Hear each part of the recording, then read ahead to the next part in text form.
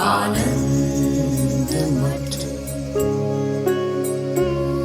आनंद मठ और ऋषियों की अनमोल धरोहर को संजोएं।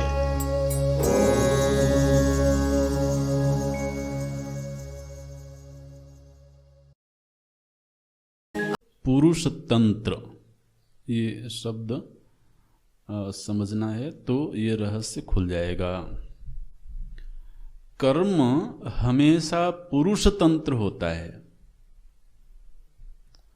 और ज्ञान हमेशा वस्तु तंत्र होता है।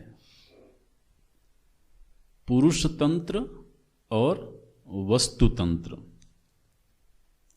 ये ज्ञान और कर्म में एक बड़ा मूल अंतर है। दुनिया के लोग या कई बार अध्यात्म में भी रहने वाले लोग इस अंतर को नहीं समझ पाते हैं। हालांकि यह अंतर खुली आंखों से दिखाई देता है, लेकिन लोगों को समझ में नहीं आता है। पुरुष तंत्र का मतलब क्या है कि जैसे हमारे सामने एक कर्म है।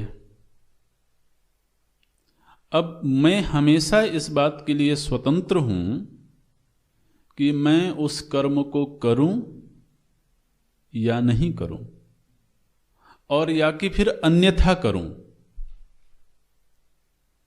तो कर्तुम अकर्तुम अन्यथा कर्तुम स्वतंत्रः कर्ता। कर्ता जो है भाई, कर्ता होगा जभी तो कर्म होगा ना, बिना कर्ता के कर्म का संपादन कैसे होगा। तो कर्ता कौन है? बोले कर्ता वह है जो कर्तुम अकर्तुम अन्यथा कर्तुम स्वतंत्र। और जैसे संध्या बंदन एक कर्म है, ठीक है, एक कर्तव्य कर्म है और मैं करता हूं। तो अब मेरी ये स्वतंत्रता है कि मैं संध्या करूं अथवा नहीं करूं, और यदि करूं तो अन्यथा करूं, मतलब जैसा विधान बताया गया है वैसा नहीं करके कुछ और ढंग से करूं। ठीक है। तो आप देखिए कि मनुष्य जीवन में जितने तरह के कर्तव्य हैं, उन कर्तव्यों को करने नहीं करने अन्यथा करने की स्वतंत्रता मनुष्य के पास होती है। ज्ञान क्या है? वह पुरुष तंत्र नहीं है। पुरुष तंत्र का मतलब माने पुरुष तंत्र नहीं है माने क्या?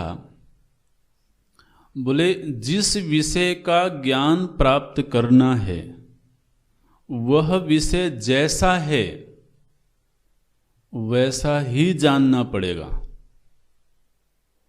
माने वस्तु जैसी है उसको वैसी ही जानेंगे तभी वो ज्ञान होगा। माने कोई सोचे कि नहीं आज मैं इसको दूसरे ढंग से जानता हूं,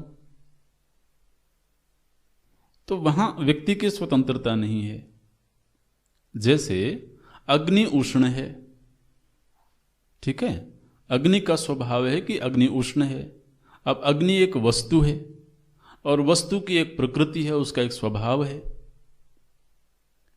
तो अब व्यक्ति जब भी अग्नि को जानेगा तो उष्ण ही जानेगा। किसी दिन उसके मन में ख्याल आए कि नहीं आज तो मैं इसको शीतल जानूंगा, तो वो जो वस्तु की प्रकृति है वो आपके ख्याल की परवाह नहीं करती है। वस्तु का जैसा स्वभाव है वैसा ही जानना होगा, वहां व्यक्ति का स्वातंत्र्य नहीं है। हां, अगर नहीं जानना चाहता है तो ना जाने, वो अलग बात है। लेकिन जब ज्ञान होगा तो ज्ञान वही होना चाहिए, ज्ञान कहेंगे ही उसको जो जैसी वस्तु हो वैसा उसको ज्ञान प्राप्त होवे। अब यदि उसने रज्जु को सर्प जाना तो इस जानकारी को ज्ञान नहीं कहते हैं। क्या कहेंगे? भ्रम कहेंगे। ठीक है, वो प्रमा नहीं है, क्या है? भ्रमा है। तो देखिए, ज्ञान की प्रकृति ऐसी है कि जानने वाला व्यक्ति अपनी इच्छा अनुसार उसको नहीं जानेगा, बल्कि वह वस्तु जैसी है वैसा ही उसको जानना पड़ेगा, और जैसी है वैसा ही जान लेना ज्ञान है। तो ज्ञान हमेशा वस्तु तंत्र होता है, लेकिन कर्म पुरुष तंत्र है। कर्म करने में, नहीं करने में, किसी भी प्रकार से करने में पुरुष हमेशा स्वतंत्र है। पुरुष माने व्यक्ति।